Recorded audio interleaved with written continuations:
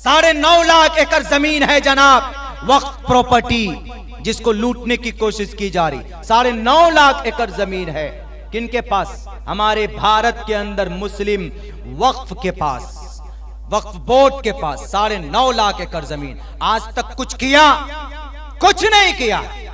सिर्फ वक्फ बोर्ड का चेयरमैन बना तो करप्ट बन गया, लुटेरा।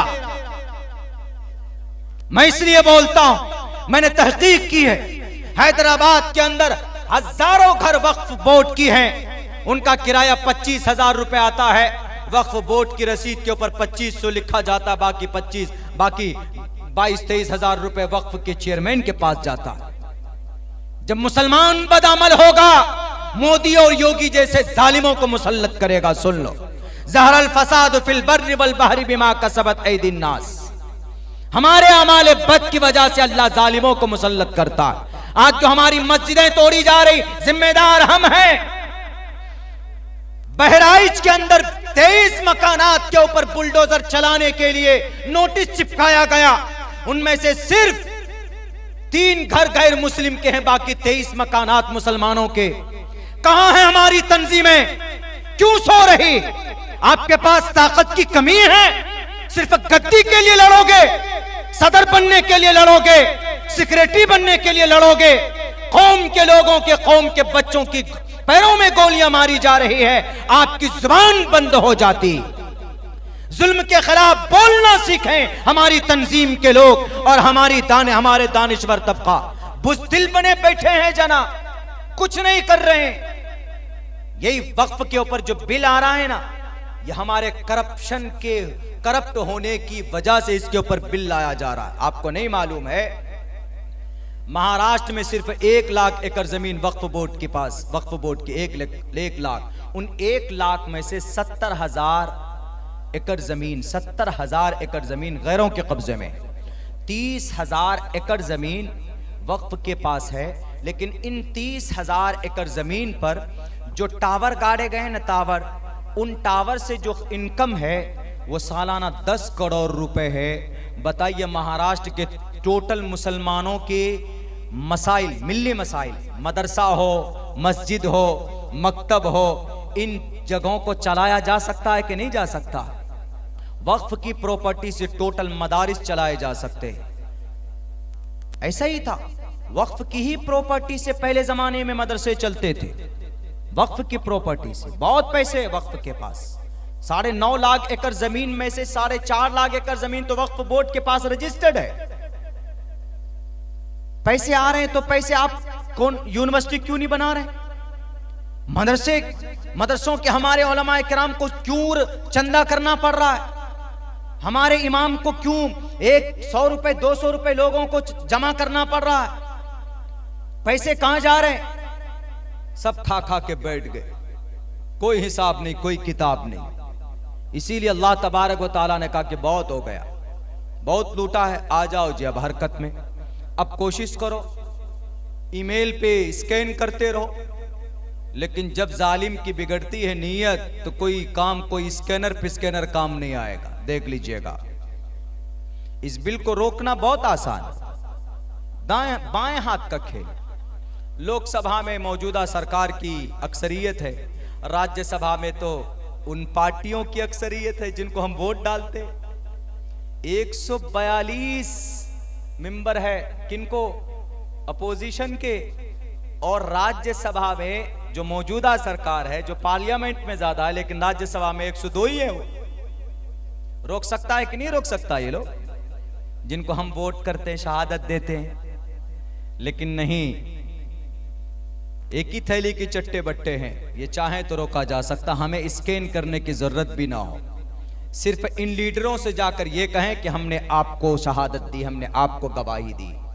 गांधी जी साहब, बिहार के अंदर तेजस्वी साहब, नीतीश कुमार जी, और उत्तर प्रदेश में समाजवादी अखिलेश साहब, उद्धव ठाकरे साहब, हमने आपको समर्थन किया है ना। टोपी दाढ़ी वाले यानी उम्मती मुस्लिमा माइनॉरिटीज के लोग तो आपको समर्थन करते हैं ना।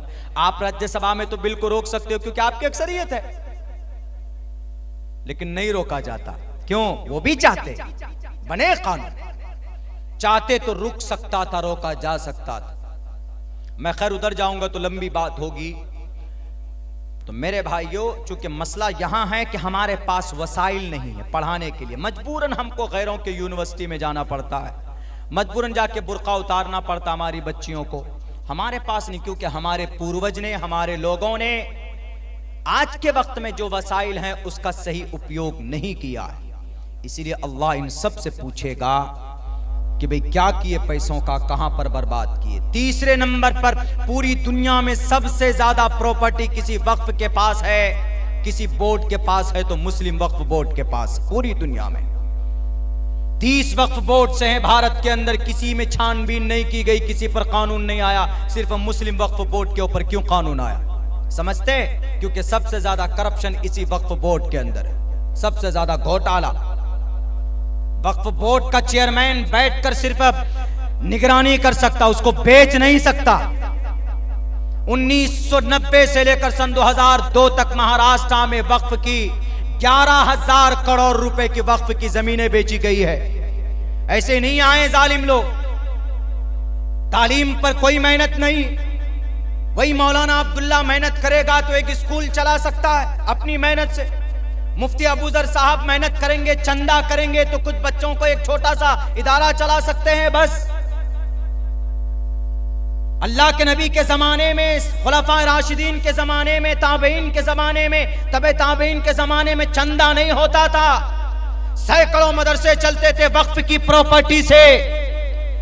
मुल्क शाम के दमिश्क के अंदर हनफी मसलक के कम से कम 65 मदरसे चलते थे वक्फ की प्रॉपर्टी से। वहां के दमिश्क के लोगों की वक्फ के जितने भी प्रॉपर्टी थे। शाफिल मसलक के 55 मदरसे चलते थे, हम्बली के 11 मदरसे चलते थे, मालकी के 15 मदरसे चलते थे, और दिगर मकतबे फिक्र के लोगों के मदरसे चलते थे। पैसों के लिए चंदा नहीं करना पड़ता था जैसे आज चंदा करना पड़ रहा है। खुदा की कसम, कौम के जिम्मेदार लोग, इनकी सबसे पहले गर्दन पकड़ी जाएगी। हम सब अगर एक गांव वाला चाह ले कि भाई हम अपने एक ऐसा स्कूल बनाएंगे, एक ऐसा तालीमी निजाम बनाएंगे जिसमें एक तरफ कुरान और हदीस की भी तालीम हो और वहीं पर अपने बच्चों को मैट्रिक की भी तालीम हम कराएं। मेरे स्कूल में है निजाम, जाइए आप। हमने हाफिज प्लस ग्रेजुएशन, हाफिज प्लस मैट्रिक, यानी 8 साल के अंदर बच्चा नर्सरी में आएगा तो मैट्रिक, जब इधर से मैट्रिक करेगा 8 साल में, और वही बच्चा नूरानी कायदा से शुरू करेगा तो मैट्रिक होते होते वो हाफिज कुरान बन करके जाएगा। ऐसा निजाम बनाया जा सकता है। बनाए आए लोग सामने तब ना, ज्यादा नहीं। अगर इलाके के अंदर, गांव के अंदर 10,000 घर है, आबादी है, 100 रुपए महीने के निकालेंगे तो कई लाख रुपए की आमदनी हो सकती। पूरे भारत के अंदर अगर 10 करोड़ मुसलमान हर दिन 1 रुपए जमा कर ले तो सालाना 3,500 करोड़ रुपए जमा हो सकता। क्या पूरे भारत में मुसलमान 10,000 नहीं है, 10 करोड़ नहीं है? 1 रुपए कौन सी बड़ी दौलत है? देने के लिए कौम तैयार है, लेकिन लेने वालों को भी एक प्लेटफॉर्म पर आकर खड़ा होना होगा। उनको अपनी जिम्मेदारी का एहसास देना दिलाना होगा, नहीं तो कोई भी आएगा हमारी शरीयत के ऊपर उंगली उठाकर चला जाएगा। हमने कहा वहां के लोगों को, उन्होंने कहा कि मौलाना बताइए जरा, अम्मा आयशा के बारे में बातचीत हुई। हमने कहा कि अम्मा आयशा सिद्दीक़ा रज़ी अल्लाह ताला अन्हा बहुत ज़्यादा ज़हीन व फ़तीन थी। यकीनन 6 साल की उम्र में निकाह हुआ है और 9 साल की उम्र में रुखसती हुई है अम्मा आयशा सिद्दीक़ा रज़ी अल्लाह ताला अन्हा का। इसमें कोई शक नहीं है, ये बिल्कुल मुस्तनद है, मुअतमद है, लेकिन उसको समझाने की ज़रूरत है। हमने कहा कि अपनी समाज की बेटियों को भी अम्मा आयशा सिद्दीक़ा रज़ी अल्लाह ताला अन्हा की सीरत और सहाबा और सहाबियात की सीरत अपनी बच्चियों को पढ़ाइए, तो इंशाअल्लाह अम्मा आयशा सिद्दीक़ा की कोई न कोई सिफत को अगर फॉलो कर ली वो बच्ची, तो कभी भी अपने ईमान का सौदा नहीं कर सकती। अम्मा आयशा वो हैं कि जिनसे तकरीबन 2000 हदीसें रिवायत की गई है, मरवियात है उनके। 6 साल की उम्र में निकाह हुआ, 9 साल की उम्र में आपकी रुखसती हुई। तो वहां आदमी ने कहा कि मौलाना 18 तारीख को हमारा डिबेट है, रामगिरी महाराज साहब से आप चलते तो अच्छा होता, क्योंकि रामगिरी महाराज ने साफ ये कहा कि मुसलमानों की किताबों में है कि मोहम्मद ने 6 साल की उम्र में शादी निकाह किया और 9 साल की उम्र में रुखसती हुई, मोहम्मद मुसलमानों की किताब में है। वो ये बात तो ठीक कह रहा है, तो इसलिए मैं तैयार हूँ डिबेट के लिए। तो बहुत से लोग तैयार हुए। मेरा जाना जब हुआ वहाँ पे 16 तक, गालिबन 15 तारीख को शायद वो प्रोग्राम था वहाँ का, जस्ट करीब में ही लातूर का एक इलाका है, वहाँ पर प्रोग्राम था, वो अहमदनगर का रामगिरी महाराज।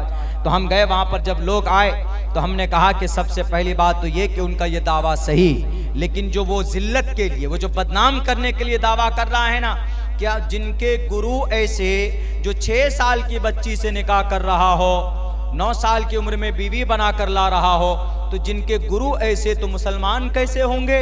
यानी जिल्लत रुसवाई जालिम बनाकर पेश किया गया। तो हमने कहा कि रामगिरी महाराज साहब को आप लाख कुरान की दलीलें दे दीजिए, लाख समझा दीजिए, समझेगा नहीं। हमने कहा 2 मंत्र लिखिए, 2 मंत्र उनको बता दीजिएगा। एक मंत्र महाभारत का है, एक मंत्र मनुस्मृति का है।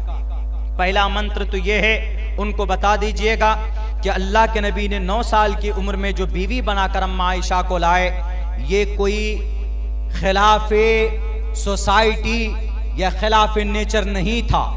अम्मा आयशा बालिगा थी, उस वक्त बालिग हो गई थी 9 साल की उम्र में, क्योंकि अरब में गर्म माहौल है। गर्म माहौल का मतलब वहाँ की आबो हवा गर्म है, वहाँ के मौसम गर्म है, वहाँ ठंडा नहीं मिलेगा आपको, बहुत कम मिलेगा। गर्म आबो हवा में बच्चियां कम उम्र में ही बालिगा हो जाया करती है, बुलूगत की हालत को पहुंच जाती है। तो अम्मा आयशा को बीवी बनाने के लिए अल्लाह के नबी ने प्रेशर नहीं डाला था, बल्कि अबू बकर सिद्दीक ही आकर कहने लगे, ए मोहम्मद रसूलुल्लाह, आप अपनी बीवी को क्यों नहीं ले आते अपने घर? बड़ी हो गई है आयशा, बाप है, बाप बेटी के बारे में कभी भी गलत कदम नहीं उठा सकता। अगर वो बच्ची होती, अगर वो इस हालत में नहीं होती कि बीवी बन सके, अल्लाह के नबी की उम्र उस वक्त में थी कितनी? 50 साल। अम्मा आयशा की उम्र 9 साल।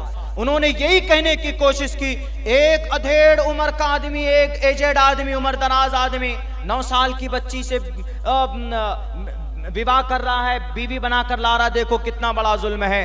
जुल्म नहीं है, ऐसा हो सकता है। क्यों हो सकता है?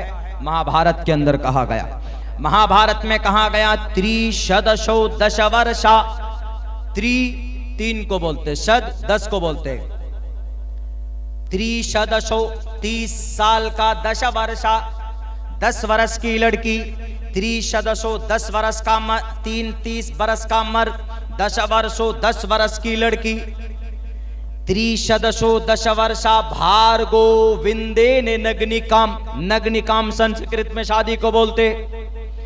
30 साल का मर्द 10 साल की लड़की से विवाह कर सकता है, वो भी ऐसी लड़की विंदे ने जिसको हैज ना आया हो, यानी वो बालिग भी नहीं हुई है। हैज आने का मतलब लड़की बालिग हो गई, वो एक प्रूफ है, वो एक साइंस है, वो एक निशानी है कि हैज का खून आया, लड़की बालिग हो गई, मां बन सकती। वो त्रिशदशो दशवर्षा भार्गो विंदेन नग्निकाम। और आगे देखिए इसमें क्या कहा, 30 साल का मर्द 10 साल की बच्ची से कर सकता, आगे और उम्र घटा दी। एकविंशति वर्षा, एक को विंशति 20 को बोलते, एक को एकम बोलते संस्कृत, 2 को द्वे बोलते, 3 को त्रिणी, 4 को चतवारी, 5 को पंजा, ये पंजावत पंचा, 6 को षट, 7 को सप्त, 8 को अस, 9 को नवा, 10 को दशा, 11 को बोलेंगे एकादशा, द्वादशा, 12, 13 को त्रियोदशा, 14 को चतुर्दशा, 15 को पंचादशा, 16 को षोडशा, 17 को सप्तादशा, 18 को अष्टोदशा, 19 को नवदशा और 20 को विंशति। 20 संस्कृत में विंशति, दुनिया की किसी भी डिक्शनरी में जाकर देख लो, संस्कृत में गिनती इसी को बोलते हैं, ऐसी ही गिनती होता, एकम द्वे त्रीणी चत्वारी पंचा षट सप्त अष्ट नवदशा, एकादशा द्वादशा त्रियोदशा चतुर्दशा पंचादशा षोडशा सप्तादशा अष्टादशा नवदशा एंड विंशति, विंशति 20 को बोलते हैं। इसमें लिखा एकविंशति, 21 बरस का मर्द, एकविंशति वर्षा, 21 बरस का, 21 वर्ष का आदमी, एकविंशति वर्षा, वर्षा वर्ष को, बरस को, साल को वर्षा बोलते हैं संस्कृत में। एकविंशति वर्षा, 21 बरस का मर्द, सप्रावर्षा, वा सप्रावर्षा, सप्त से, सप्त 7 बरस की लड़की से, 21 बरस का मर्द 7 बरस की लड़की से विवाह कर सकता है। महाभारत में है, रामगिरी महाराज आप तो बड़े उछल रहे थे, आपके नबी ने 50 साल की उम्र में 9 साल की बच्ची से विवाह कर लिया। महाभारत में भी लिखा हुआ है कि 33 बरस का मर्द 10 बरस की लड़की से विवाह कर सकता है। 21 बरस का मर्द 7 बरस की लड़की से विवाह कर सकता है। आपने इसलिए विवाह किया है 50 साल की उम्र में 9 साल की बच्ची से, ताकि कौम को एक पैगाम दे सके, चूंकि अल्लाह के नबी रोल मॉडल थे पूरी दुनिया के इंसानों के लिए, सिर्फ मुसलमानों के लिए नहीं, पूरी दुनिया के इंसानों के लिए। इसीलिए कहा गया नराशन संभाजिनम बाजत्री शैदीरम पूषणम सन्मैरी मेरथम न दुर्गा दवसवा सुदानवो विश्व सम्मात्रो अहंसो निष्पिपर्ता। पूरी दुनिया के अंदर लोगों को रहनुमाई करने वाला नराशंस होगा, लोगों को गुनाहों से बचाने वाला नराशंस होगा। Narashansa will free the people from sins. Narashansa Sanskrit है, ऋग्वेद का मंत्र है। नर आशंस मोहम्मद का संस्कृत में तर्जमा, जो मतलब अरबी में मोहम्मद का होता है वही मतलब संस्कृत में नराशंस का भी होता है। बाइबल के अंदर लिखा हुआ है कि फारकुलीत free the people, all people from the sins. गुनाहों से लोगों को बचाएगा मोहम्मद, और मोहम्मद रोल मॉडल थे। आप अलैहिस्सलाम ने इसलिए शादी की 50 साल की उम्र में एक 9 साल की लड़की से, कुमारी लड़की से, ताकि समाज को एक पैगाम दे सके। ए समाज के लोगों, अगर तुमको कभी जरूरत पड़ जाए, अगर समाज में किसी लड़की को या लड़के को, अगर कोई लड़की है 9 साल की उम्र की है यानी बालिग है, हमारे भारत के अंदर 12 साल की उम्र में शरीयत में उम्र रखी गई है कि हमारे इस एरिया के अंदर शरीयत इस्लाम में 12 साल की उम्र में बालिगा हो जाती है बच्चियां। यानी अगर कोई 50 साल का मर्द अगर बालिगा बच्ची से शादी करना चाहे तो इस्लाम में ममानियत नहीं है। अलबत्ता वो अलग बात है कि भारत के संविधान के अंदर उसका प्रावधान नहीं। भारत के संविधान में 18 साल की उम्र की लड़की कम से कम हो और 21 साल का कम से कम लड़का हो, शादी कर सकता। लेकिन अब तो जनाब इसके ऊपर ऐसा कानून आ गया, इर्तिदाद से भी ज्यादा खतरनाक। मुर्तद में तो चलिए इतना है कि समाज के सामने शादी कर ली, अल्लाह की नजर में तो काबिल जुर्म वो भी है, समाज के अंदर उससे भी गलत पैगाम जाता है। लेकिन जो सेक्युलर माइंड के लोग होते वो इतना कह के बच सकते, अरे शादी तो कर ली ना, कोर्ट मैरिज कर ली ना, हो गया ना। लेकिन इससे भी ज्यादा खतरनाक चीज क्या है? इससे ज्यादा खतरनाक चीज ये है कि 21 बरस का लड़का, 18 बरस की लड़की बिना निकाह किए हुए एक फॉर्म भरकर जो रिलेशनशिप में रहते हैं जिसमें निकाह भी नहीं होता, वो और ज्यादा खतरनाक है। यूसीसी में यूनिफॉर्म सिविल कोड में एक कानून ये भी निकाला, आपके बिहार में नहीं है, हमारे बिहार में नहीं है, लेकिन उत्तराखंड में लागू कर दिया पुष्कर धामी ने। लेकिन पूरे बिहार के अंदर में सेंट्रल गवर्नमेंट इसको लाना चाहती। क्या? एक जवान लड़का है 21 साल का, एक जवान लड़की है 18 साल की, वो चाहें तो बिना शादी के मियां बीवी की तरह रह सकते। बताइए कितना खतरनाक कदम है। ज्यादा कॉमन, ज्यादा वो हो गए ना ये लोग, ज्यादा सेक्युलर हो गए। बस यही वाकया बताकर मैं अपनी जगह लेता हूं, क्योंकि हिम्मत बहुत ज्यादा बोलने की नहीं है। हजरत वाला तशरीफ फरमाए, बस मैं यही वाकया समझा कर आपके सामने में अपनी जगह लूंगा। बहुत खतरनाक है। अगर किसी को अपनी नफसानी ये शहवत को अगर मुकम्मल करना हो, पूरा करना हो, तो अल्लाह के नबी क्या फरमाते हैं? अल्लाह के नबी फरमाते हैं कि निकाह करो। मनिस्तात मिनकुमुल बाअत फल्यतज़व्वज फइन्नहु अग़ज़्ज़ु लिलबसरि व अहसनु लिलफरजि वमन लम यस्तती फअलैहि बिस्सौम फइन्नहु लहु विजाउन। रवाहुल बुखारी। अल्लाह के नबी अलैहिस्सलातु वस्सलाम फरमाते, जनाब मोहम्मद रसूलुल्लाह ने फरमाया कि तुम में से अगर कोई आदमी समाज के अंदर में इस काबिल है कि वह खर्च को बर्दाश्त कर सकता है, उसको चाहिए। जो लोग जाने वाले जाने दीजिए, बहुत कीमती बातें समझा रहा हूँ, जाने दीजिए उनको, आप लोग बैठे रहिए। मुझे कोई 3 बजे भी टाइम दे दे, 10 आदमी भी बैठा हुआ हो, मेरी आदत यह है कि अगर 10 आदमी भी गौर से सुनने वाला है तो मैं तुलुए आफ्ताब तक बात कर सकता हूँ। मेरी ये कभी भी मंशा नहीं होती कि आप हमको शुरू में दे दीजिए, मजमा बहुत भरा होगा तो खूब हम बात करेंगे। आप बैठिए, 10 ही आदमी बैठिए, लेकिन अगर आपके अंदर सुनने की तलब है तो मुझ में बोलने की भी कुव्वत ऊपर वाला डालता रहेगा। तो बहुत कीमती बात बता रहा हूँ। समाज के अंदर में जो ये सरकारें जो कवानीन ला रहे हैं ना, या आपके इर्तिदाद को आसान कर रहे हैं, इसको समझने की जरूरत है कुरान और हदीस की रोशनी में। तो अल्लाह के नबी ने फरमाया कि अगर समाज के अंदर में बेहतर सोसाइटी बनाना हो तो ये 21 साल का लड़का 18 साल की लड़की से लिव इन रिलेशन नहीं, बल्कि शादी करो। फलियतज़व्वज, शादी करोगे फ़इन्नहु अग़ज़्ज़ु लिलबसर, तुम्हारी निगाह की भी हिफाजत होगी, व अहसनु लिलफ़रज, तुम्हारी शर्मगाह की भी हिफाजत होगी।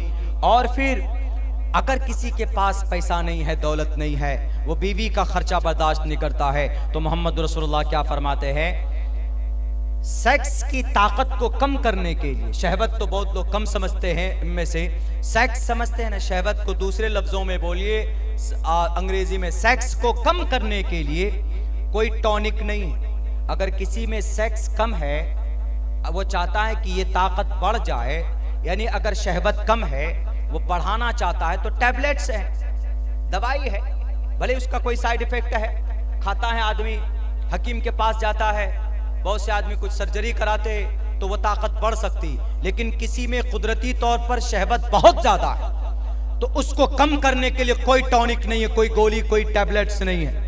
उसको कम करने के लिए एक ही ताकत है, एक ही फार्मूला है जो हमारे नबी ने बताया, फ़अलैहि बिस्सौम। अगर तुमको शादी करने की हिम्मत नहीं है, पैसे नहीं है, घर नहीं है, बीवी को नहीं संभाल सकते, खर्चा उनका नहीं निभा सकते, उठा सकते, तो फ़अलैहि बिस्सौम, तुम रोजा रखो। क्यों? रोजे की वजह से तुम्हारी सेक्स पावर घट जाएगी। फ़इन्नहु लहू विजाउन, ये शहवत को तोड़ता है कौन? रोजा। अल्लाह के नबी ने फरमाया कि समाज को बेहतर करना हो तो निकाह करो, और ये लोग इर्तिदाद को बढ़ाने के लिए लिव इन रिलेशन में रहो। लिव इन रिलेशन में नेपाल की एक लड़की 60 टुकड़े किए गए उसके जिस्म का बेंगलोर के अंदर, इन्हीं कवानीन की बुनियाद पर। दिल्ली के अंदर श्रद्धा नाम की लड़की, इन्हीं कवानीन की वजह से उसके जिस्म के 35 टुकड़े किए गए। इन्हीं कवानीन की वजह से कलकत्ता के अंदर डॉक्टर अहाना की 5 मरतबा रेप किया गया, उनकी कमर की हड्डी तोड़ी गई, इन्हीं कवानीन की बुनियाद पर। अल्लाह के नबी का फरमान है, सोसाइटी को बेहतर करना हो तो जायज रिश्ते पैदा करो। अपने ईमान का सौदा बॉयफ्रेंड के साथ मत करो। उनकी गाड़ियों को देखकर, उनके 4 पहियों को देखकर तुम्हारे पीठ पर लात मारेगा एक दिन। अब तो कानून बना है ईमान के ऊपर डाका डालने के लिए, यूनिफॉर्म सिविल कोड का, लिव इन रिलेशन में रहो। और उस रिश्ते की सबसे कमजोरी क्या है? जब चाहे तब तोड़ सकते, यानी लड़का लड़की रहे, कहां दरभंगा में फ्लैट लेकर मन भर गया तो लड़की या लड़का उस रिश्ते को खत्म कर सकता है बड़ी आसानी से। कुछ नहीं, सिर्फ एक फॉर्म लिख कर देना है कि हम इस रिश्ते को खत्म करना चाहते हैं। तो पता इससे क्या होगा? इससे हरामियों नस्ल बच्चे पैदा होंगे, इससे कत्ल का वारदात बढ़ेगा, इसके अंदर फितना फसाद बर्पा होगा, इर्तिदाद के बाजार गर्म होंगे। महाभारत में भी है क्या? यथा वायुम समाश्रिते सर्वजीवन्ते जंतवः। नौजवानों, अगर तुम चाहते हो सुख की जिंदगी हासिल करो तो तुम्हारे लिए विवाह जरूरी है। यह मनुस्मृति का मंत्र, महाभारत का नहीं, पहले वाला महाभारत का था, यह मनुस्मृति का मंत्र। यथा वायुम समाश्रिते सर्वजीवन्ते जंतवः तथा गृहस्थामाश्रिते। गृहस्थामा, गृहस्थ, नस्ल पैदा करना। गृहस्थ, काश्तकार को गृहस्थ बोलते हैं ना, कि हम गृहस्थ हैं। क्यों? क्योंकि फसल पैदा करता है। इसी को संस्कृत में लाया है कि तथागरस्तामाश्रिते वर्तन्ते इताराशरामा, क्योंकि शादी से समाज के अंदर उन्नति होती है। मनुस्मृति ने कितनी अच्छी बातें कही है। रामगिरी महाराज साहब और कानून बनाने वाले, आपको अगर कुरान और हदीस समझ में नहीं आता है तो कम से कम अपने शास्त्रों को ही तो पढ़कर देख लिया करो। उसके लिए भी जरूरी है ज्ञान का होना, तालीम का होना। तो मेरे भाइयों, इर्तिदाद से अपने कौम के बच्चों को बचाने के लिए सबसे पहला रास्ता तालीम का है। अपने बच्चों को बुनियादी तालीम दीजिए, अकीदा बतलाइए, तालीम से रोशनास कराइए। इंशाअल्लाह बच्चा आपका तालीम याफ्ता होगा दीन के ताल्लुक से। मॉडर्न नहीं, मॉडर्न बाद में बनाइए, पहले अकीदा समझाइए, ईमान की अहमियत बतलाइए, नबी पाक अलैहिस्सलाम की पाकीज़ा जिंदगी को उनके सामने में रखिए। इंशाअल्लाह वो बच्ची अगर इस्लामिक एतबार से तालीम याफ्ता होंगी तो कभी भी ये गलत कदम नहीं उठाएगी। अल्लाह से दुआ करता हूँ कि अल्लाह तबारक व ताला कहने सुनने से ज़्यादा अमल की तौफीक अता फरमाए। बहुत बहुत शुक्रिया, जज़ाकल्लाह। अस्सलामु अलैकुम व रहमतुल्लाहि व बरकातहू।